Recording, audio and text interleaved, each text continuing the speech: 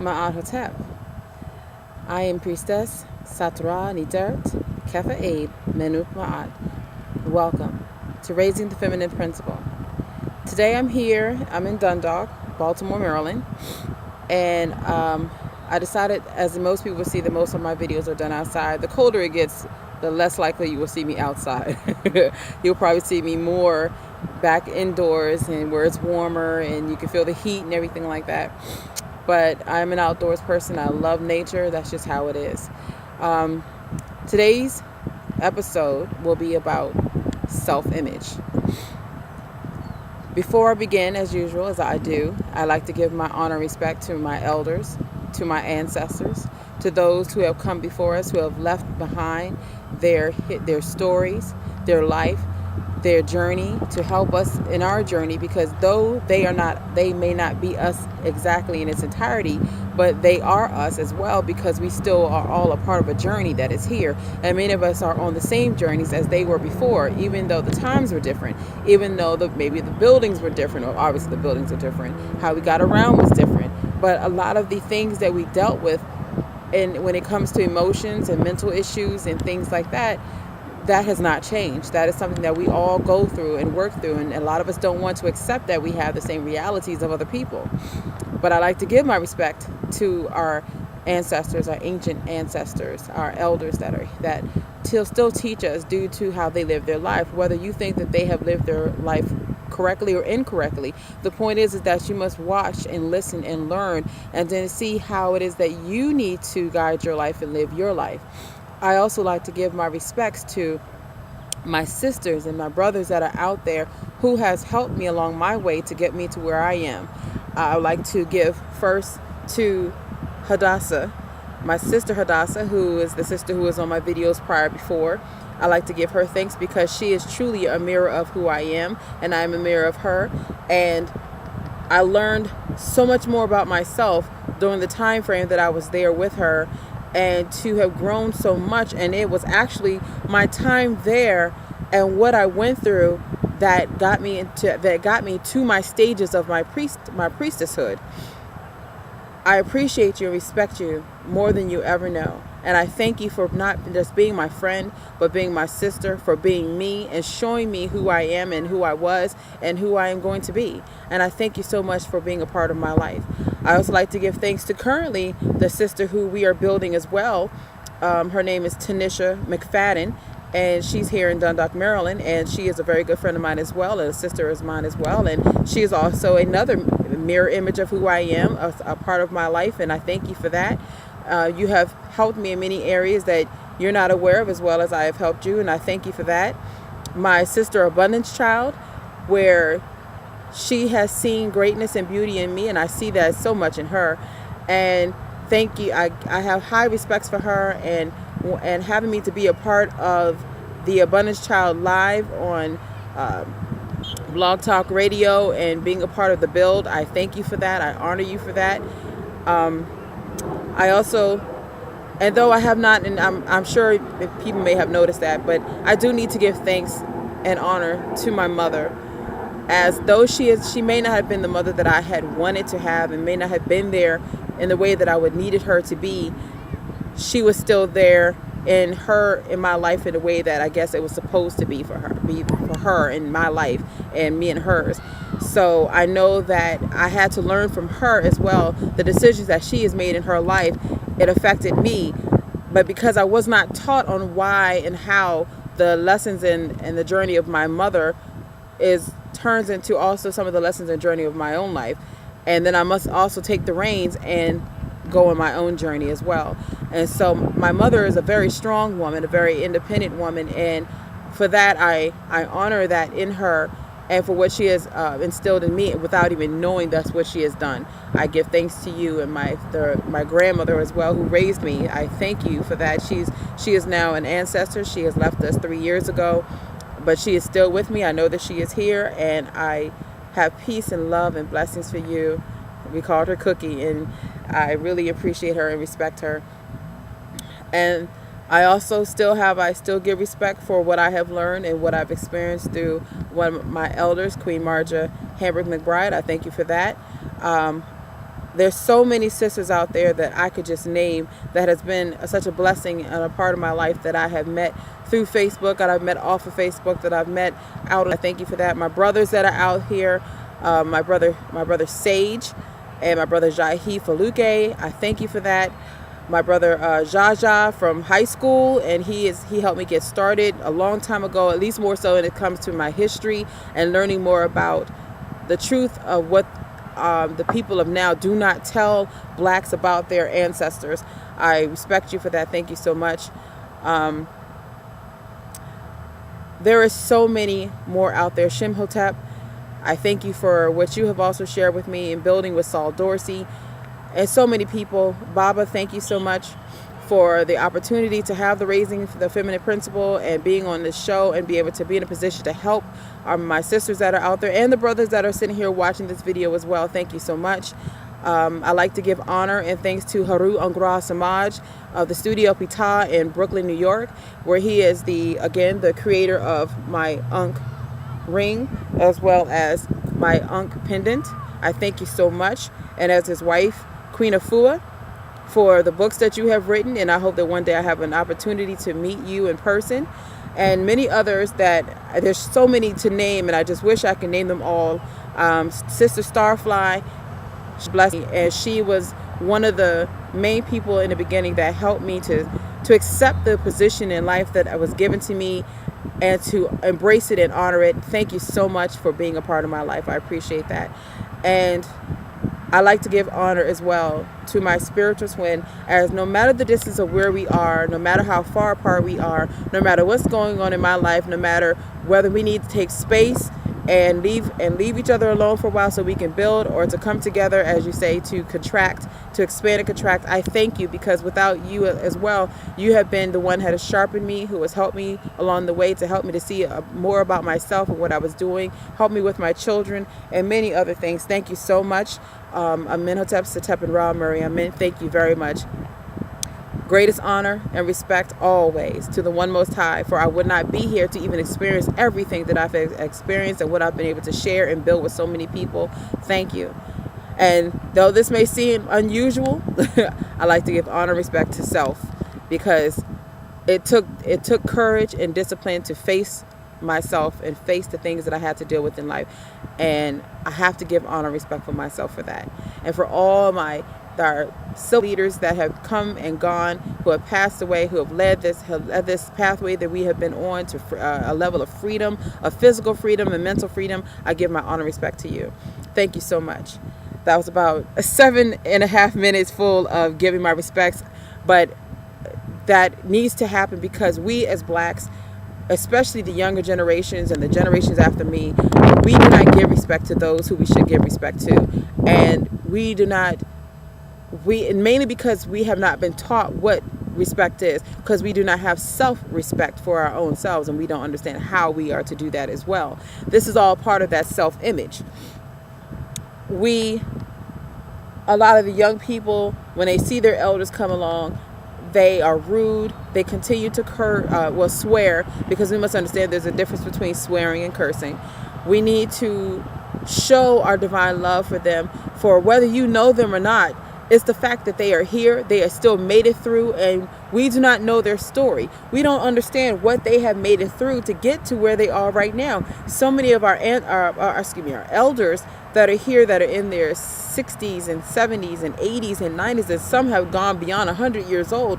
The story that they can tell, with the information they can give you and guide you on, that some have still coming through the last ending of slavery, and seeing how their parents were and what they had to deal with, and being alienated and pushed to the side and suppressed and oppressed and so on, due to the people who were in power, and that we gave authority and a power to have authority and power over us.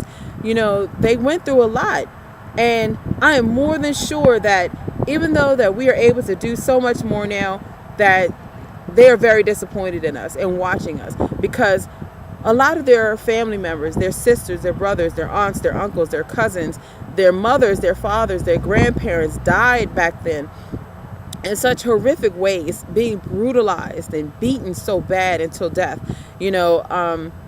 being hung and castrated, decapitated, so many things that they went through, being hosed down in the civil rights area and going through so much, and we show no respect for ourselves and no respect for that. When I speak to the youth and I listen to them talk, and they'll go, well, that's not my deal. I don't care. I wasn't a part of slavery, but your ancestors were. And if your ancestors did not go through what they went through, you could not be here today to experience what you are experiencing now. If it wasn't for their sacrifice for you, so that their generations and generations and generations can be able to live their lives a little bit more freer than what they did. And that is what the people of my generation is doing as well. That is the purpose of this show, Raising the Feminine Principle. That is also the purpose of the Blog Talk Radio show, The Build. And it's also the purpose of my YouTube channel, and visiting that and seeing all the different things that I speak about there. It's similar things that I speak about here, Raising the Feminine Principle, but there's more in depth, and helping people along, whether not just us as blacks, because I have to, because of my respect of my melanin and for who I am and how I was raised and designed. I must give my props and respect and look out for my people first. That is true. And I do not have nothing against white people, Asian people, Hispanic people, Indian, none of those things. I do not have hatred in my heart for no one. But I must take care of myself first. I must take care of my own first, as well as I can do, while in the midst of that, help people along the way. Because I do understand that once the blacks are able to resurrect themselves and to realize who they are, especially my sisters, because we are the ones who help grow and build and give the self-image to our children, to our male counterparts, to our sisters that are out there. We are the first. As when I say, like, I have 3 children, I have 3 kings. I have a 13-year-old, a 14-year-old, and a 17-year-old, and they are a self-image of me. They are a self-image of you. And I would hope that if my children are being disrespectful to an adult, that you as the adult would help announce that, say something to them for what they're doing incorrectly, not only to them, but to themselves. I remember there was a time when I say maybe a few years ago, when I was in Mitchellville, Maryland, and I was at the Shoppers Food Warehouse, and there was these two young black boys that was there, and they were running around the store, and they were like, oh, nigga this, oh, nigga that, oh, nigga this, and all this other stuff. Now, I understand that now we have more come to understand about the word nigger, which, that has means royalty from the ancients, but that's not how the terminology is being used now. They're not saying it as a royalty. And even when you think that you're saying it as a term, no, you're continuously using that word in the negative, because that's how it was taught to us, in the negative. So we're using it as a negative. I went to the young boys and I said to them, do you know what you're saying to your brother right now? And he was like, yes, he was calling him a nigger. I said, do you know what that means? And so I explained to them about the slavery times. And I even talked about the fact that it also shows, and it means to be an ignorant person. I said, are you an ignorant person? Are you showing yourself to be in that negative? Because ignorant actually is not a negative word. To be ignorant means that you do not know, you do not comprehend something or understand something, so you're not in the awareness of something. But it's also being used as a negative, as if you're calling somebody stupid, and I wanted to share that with them, and they were just so shocked at what I shared with them. When I walked away and I went around to the next aisle, I saw, I think actually maybe another 2 aisles over, and I noticed that the young boys was looking for me, and so they came up to me and said, excuse me, miss, well, can you tell us some more about what you're talking about? And I shared more with them, and I was bonding with them. I was building with these 2 young brothers in the grocery store, because apparently the parents have never shared that with them. The teachers never shared that with them. The people that are older than them have not shared that history with them, and they did not know. And that's what I shared with them. And I don't know what they did with that after they met me, and what they did when they went home and when they were around their friends. I do not know, but I know that it must have affected them enough that they came to me and said something to me. Self-image.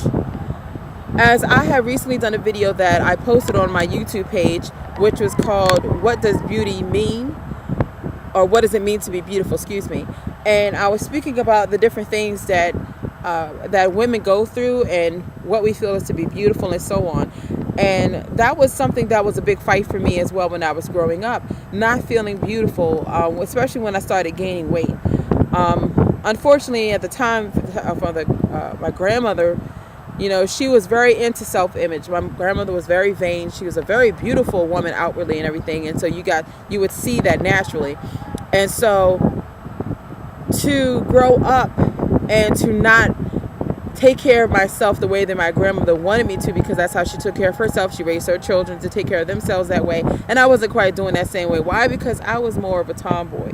I wanted to hang out with the fellas. I wanted to go out and play, watch them play ball, try to learn to play ball, because that was never I love basketball. I can play it a little bit, but, I'm getting older. I'm not quite there anymore. I'm not athletic. My legs hurt sometimes. I need to stretch and do things that I'm not doing right now. And I will get to it. Trust me, I made some choices in my life to get my life back together and how I'm going to do this. So trust me, when another time when I come on here and do the show or do a video, trust me, that will change.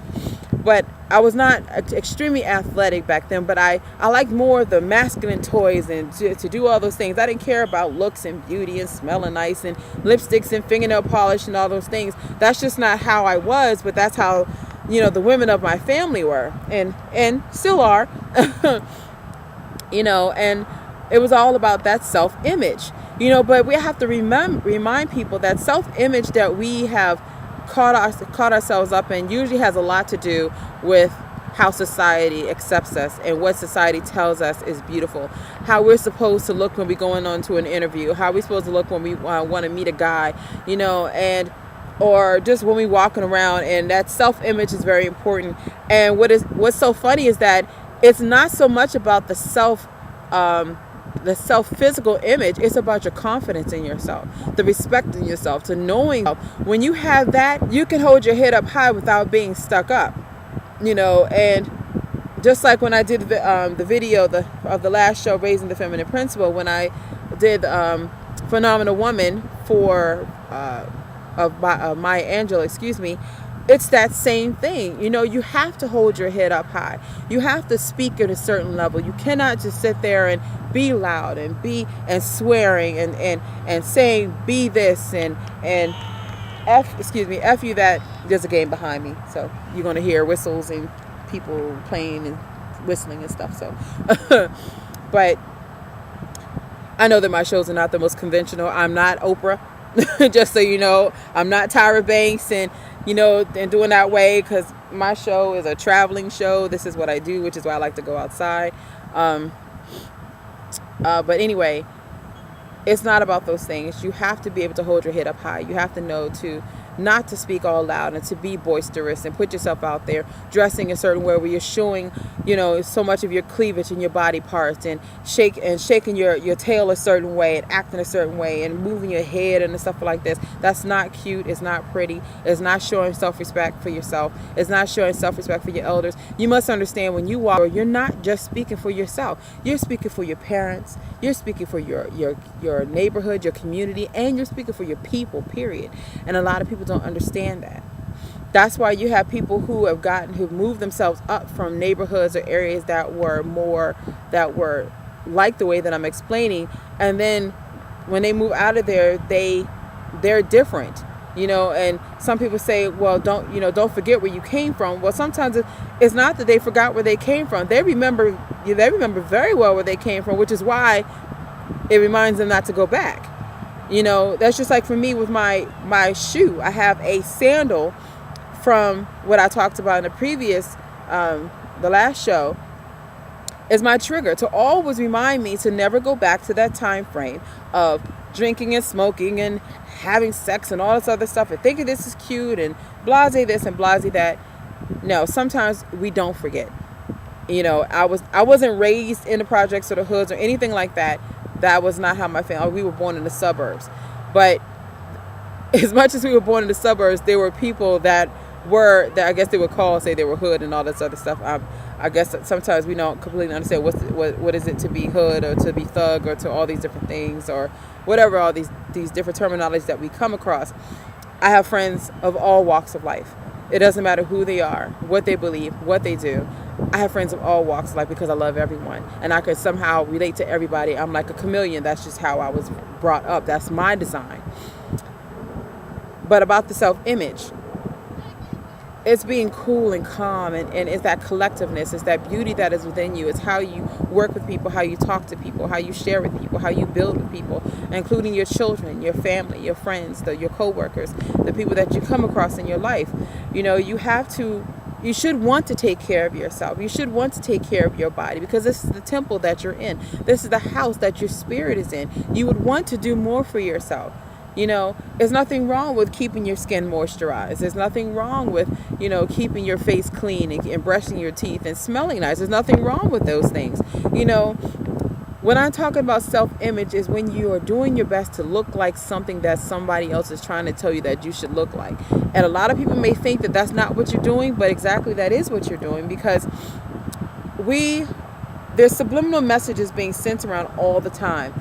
It's in the music we listen to, it's in the videos that we watch, it's in the TV shows that we watch, the movies that we watch, what we're listening to, even in books that we read. It's everywhere. And so you think that you're the one who's really choosing the outfits that you chose today or that you decided to buy. Somewhere along the lines that was subliminally placed into your mind on what you're going to wear, because that's why the fashion world is so strong. It's all about image. It's all about self-image. And so with so many different personalities that are out here, and this is what I'm saying with personalities. Personalities are part of your ego. It is something that you have accepted to be yourself at some point, and though it's not you. As I was sharing with my sister earlier, we accept our parents of the past in their lives and their parents in the past, and it becomes a part. It's in the DNA, and so a lot of their lives of who they were becomes me. And now my journey that I was on was not quite my journey, and it wasn't quite me. It was them, and I was finishing off their journey because it was into my DNA. We need to start taking more time to learn ourselves and understanding why we make the choices that we make, why we do the things that we do and speak the way that we speak and pick the people in our lives that are there. Love yourself. Take care of yourself. You can't wait for somebody to love and take care of you. You have to do it for yourself first, because then the people that you come along, my sisters, the brothers that you come along, even the women that you come along that are your friends, how you see yourself, how you treat yourself is exact around the people that's going to be in your life. And if you don't like how those people are treating you, then change something about you. Change what you don't like about them, because that's you also. We have to be able to start doing better with ourselves. Dressing, it's good to dress to be comfortable, but know why you're dressing that way. Know why you decided to dress where you would look like what they would call a prostitute on the street, a streetwalker and so on, and I'm not downing the sisters that are doing that, because there's reasons and purposes of why they're doing that, and they may not completely understand why they're doing it, but they have to get there. They have to wake up to that and understand the choices that they're making in their life and how they got there in their life. We are such a beautiful people, and not just by our bodily form. We are kind and kind-hearted by nature. We can get the oneness of people in the land, and more so than other people can. Just like Indians can do the same. We're into nature, into the people and culture and so on, and and that's also about our self-image as well. A lot of that is being cut off of us. A lot of our culture of the Nubian ways of life, we're not embracing those, because the truth of all that is being removed or blocked out, is being buried and hidden, and we don't even take the time to research anymore.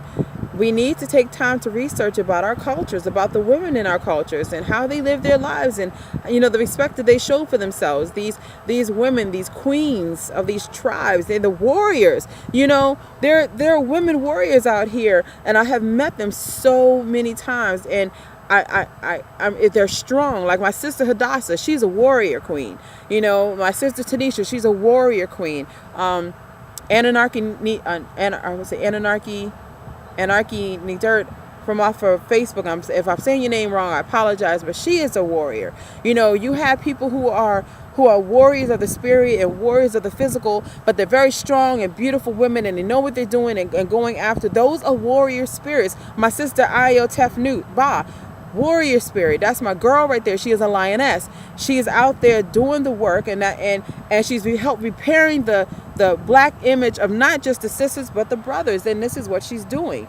You know, you have to give your props to these people and show the respect for these people because they're doing something to help you out. My sisters, you must learn to love yourself. You must learn to take care of yourself. Stop caring about what the world is saying for you to be. Stop caring about what those magazines are telling you what you're supposed to be. Stop worrying about what girls you see on the videos and the video vixens and all this other stuff, and think that it's all about sex and so on like that. That is if there's white people watching this, Caucasians, whatever you want to call them, I'm saying this because this is a real thing. The white masculine, their principle, or the white males, they have a certain idea about things, and they're very highly sexual beings. They're very physical people, so they are putting those physical things out there and allowing women to think to themselves that that's what we have to be. We must be highly sexual in order to lure a man in our lives, and then having another girlfriend who's highly sexual, and then we can sit and talk about the highly sexual and events that we have experienced. And that's not the thing. See, being intimate on that level, intercourse, it is a spiritual, mental, physical act. It's an emotional act as well. There's so much being shared when we are being intimate with each other, and a lot of us don't understand that. And it's not just, ooh, I'm bumping and grinding. Oh, he hit it from the back and all this other stuff. And I rode him and we did this and all this other stuff. Are we using handcuffs for this? And we using toys for here and all this other stuff? Those are things to keep demonizing the act of intercourse. It is a very special moment. One, it's a time of when we are mating so that we can be able to have children.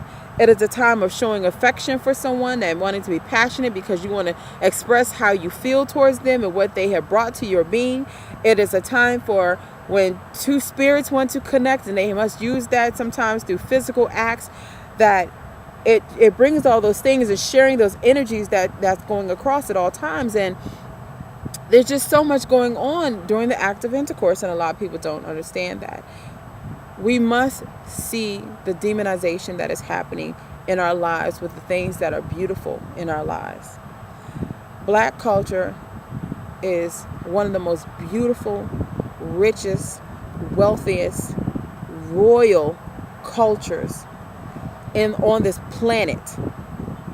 It is not, and I'm not downplaying any other culture that is out here. I have respect for yours. But these are my people. And we have forgotten. And we have forgotten how rich we are and how beautiful we are. I had a brother, me and my children went into the 7-Eleven one day. And my son had some money, and he said, I'm rich because I have money.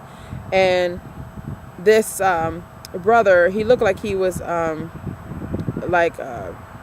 Arabia or something like that. But he was there, and he said to me, he was like, sisters, are those your children? I said, yes. I said, these are 3 of them are my boys. And he said, you're rich. And so my son said, no, I'm the one that has the money. He said, no, she has 3 children. That makes you rich. You're not rich. Our children, our people, we are rich because of that. We have so much knowledge, wisdom within our being. Our culture is in us, and we just don't know it. A lot of the dances that y'all see, that y'all doing, and y'all shaking, and y'all doing all this and everything, those are a lot of cultural dances that are in there, but you just don't know that. You think that you're popping and grinding and doing all these other things. Now, some things are also that have been placed into our culture, which is the sexual content or the intent within it. So now you have that going on that's into the culture, so it makes it more lustful. And that's not what it is. Take the time, go into some books, look at some videos, start really looking at our people and their cultures and how they were dancing and how they were moving and how they were dressing. You know, you still have the ones that are in the tribals that are walking around. They have no clothes on. That's beautiful. You know, the women who have I wish I knew the name of those, but they have the rings around their neck and it stretches their neck up really high, you know, and they got the big earrings and they got the bones across their nose and all types of stuff, but they're beautiful women, and they got the kinky hair and all this other stuff. And I want to touch bases on that as well, about the kinky hair, because I could tell you with no problems that I have kinky hair. That's just, it's in my gene for that, because my father's kinky hair, I got kinky hair proudly. It takes me a while to pick my hair sometimes if I'm not doing what I need to do with it, but I'm still proud of my kinkiness. But I was listening to a conversation one day about these sisters, and they were talking about, you know, what we call good hair, bad hair. This is still also a part of self-image. And sorry, I saw people walking behind me, just seeing what the video picked up. There is no such thing as good hair. There's no such thing as bad hair. That is a white man's mentality on what that is. Kinky hair is just kinky hair. Coarse hair. No matter how you look at it. Some people's hair is not as coarse. Some people have wavy hair. Some people have, like my mother, she has very extremely wavy hair because she took a lot of her father's DNA, which is, he's Indian. So his hair is very wavy, just like Indian hair really is, and my mother's hair is very similar to that as well. You know, I have one of my children's hair is very soft, you know, and it can get a little kinky, but it's soft and kinky. You know, there's just different grades of hair, and each grade does not mean that one grade is higher or lesser than the other. It's just a different texture. That's it. They're just different textures. Doesn't make you have good hair. And just because you have wavy hair that you can run somebody's fingers through, that should not make you feel that you're over somebody and that you're better than somebody, because that's not the case.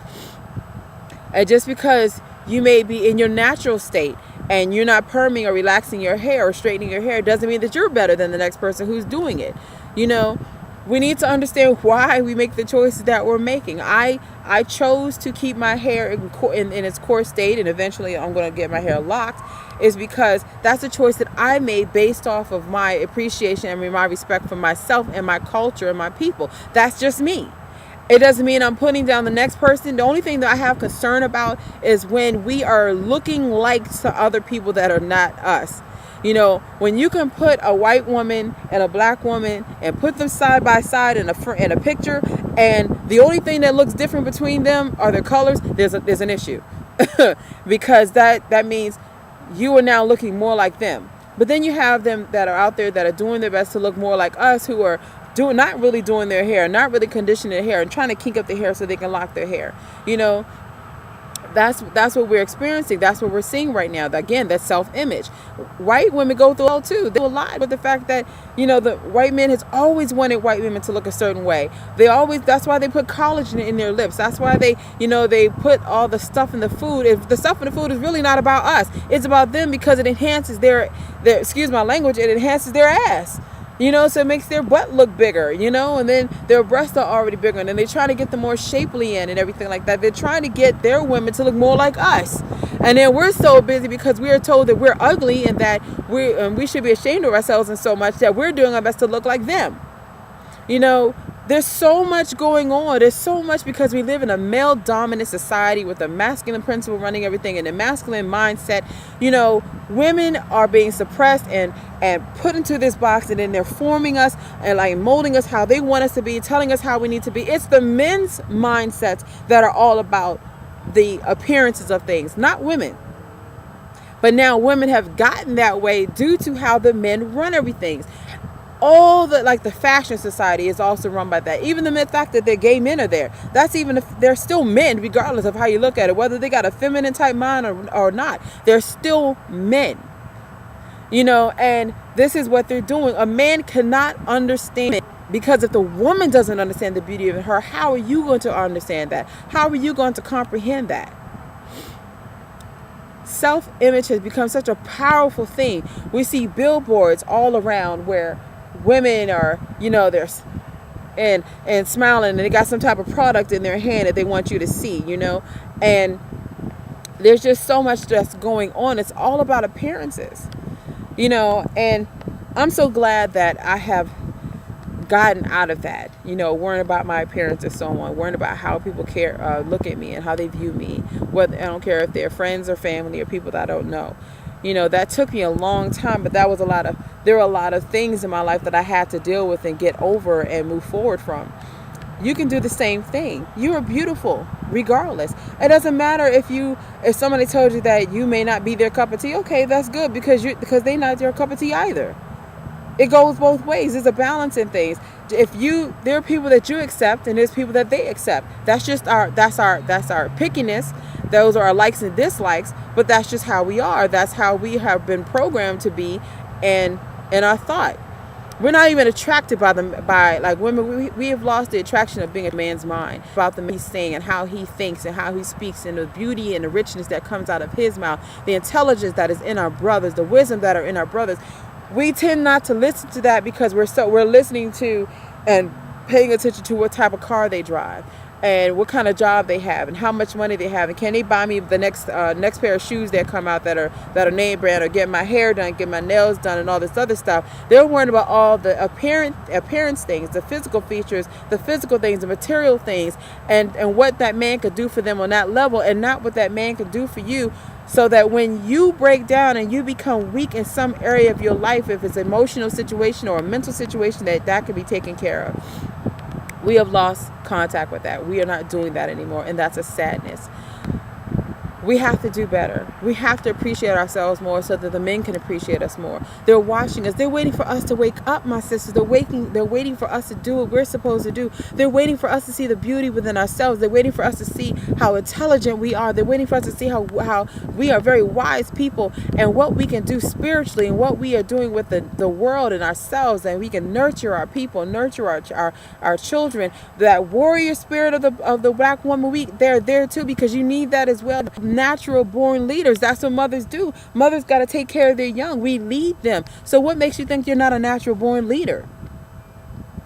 Don't let others lead you and tell you how you're supposed to live your life. Even right now, I'm not telling you how to live your life. I'm letting you know that this is another avenue. This is another way that you can be to help see yourself better, to see yourself clearer, to have the only image that you need to worry about is not the person image, but self God image. That's what matters, because God don't care about those things. The inner God doesn't care about those things. Material things is not what it cares about. It's your heart. It's your spirit and what you're doing with that. Stop killing yourself. Stop doing things to your body, putting chemicals and things on your skin that is not good for your skin when the earth was made for you to be able to take care of yourself and your body. The beauty in you is what you can do and how you share with that beauty with people. What makes you ugly, and those are usually the ones who are really into their self-appearance, their outer appearance, those are the ones who got an ugly heart. It's not that you have an ugly face, you have an ugly heart. Your mind is ugly. Your intent is ugly. And that makes you an ugly person. I could stay out here longer and stretch out this a little bit longer, because I feel like I can always say much more. But being that I am outside, and being that we are in this season of rain, it's just started to rain out here, and I know it's going to keep going and stopping and so on, and I'm going to end up stopping this very soon. But I just find it very important that this is something that just needs to be shared, and that we need to really open up and talk more about this. How we see ourselves is very important, and a lot of us see ourselves as being ugly and not taking care of ourselves, and because we feel like maybe we don't have the means to. There are so many women out here who are just suffering within themselves and dying so slowly within themselves, and they just don't understand what's happening in their lives. And sisters, if you are in a position that you can help others, help them. Say something to them. Don't let a young sister out here disrespect herself like that, and don't say something to her. But it's also all in how you speak to her. If you say something to her, say it out of love. Say it out of, and not and say it with an attitude, because if you come with them in anger and attitude, they're going to take it as that, and they're going to come back at you like that, as if you're saying it to them to hurt them, and that's not the case. Help your sisters. Help your brothers. And brothers, if you're watching this, if you see a sister acting a certain way, if she's acting with like what you would call a bitch or whatever, don't continue on and help her and call her that as well. Show her, let her know, sister, you're so much better than this. Why are you calling yourself that? And I'm sure they may say, but you don't know me. I'm like, I don't have to know you. You are my sister. You don't have to be a blood sister to want to help your sister out. That's your sister. If you see that your sister's out there and she's shaking her butt and she's being loud, as a brother, being the fact that that's who they're trying to attract, let them know, sister, if you want to attract a real man, you're going to need to change that. A real man is not going to sit here and play around and want some girl who is putting her body out there and putting herself out there and have no respect for herself and don't care for herself. Because those type of women are going to get the type of men that they're getting. The ones who don't respect themselves and is going to use them and take advantage of them and treat them like dirt and abuse them. And share with them how beautiful they are, because maybe they need to hear that from you. And maybe if you say it enough, or enough of our brothers are saying that to them, then they'll get to learn and see that in themselves. So when they wake up in the morning, they look in the mirror, they'll see that beauty that is in them. You're very beautiful people. Very beautiful. And I love you all. It is time for me to go because it is starting to rain more. I thank you so much for taking the time to watch the video and to be a part of this journey with me. And I really hope that these videos are doing something for you and helping you out. If you are looking for counseling, this is what I do. I give counseling. I have been counseling several people, children as well, married couples and so on. 347-53. You can call me practically, but not anytime evening. Anytime is fine. On what needs to be done. Do accept if you are wanting to, and however how much you cost that to enlighten people. And if you choose not, that's not going to change anything. Facebook, or Priestess Kepa. You can, which is www.youtube/sweet-teebs, which is SE, and also find me on the Build, which deal with Abundance Child, literally anywhere on Facebook. So find her, locate her. That is a beautiful blessing of assist. She is a power. She has so much that she can share with you, and people working with and building with that can help you as well.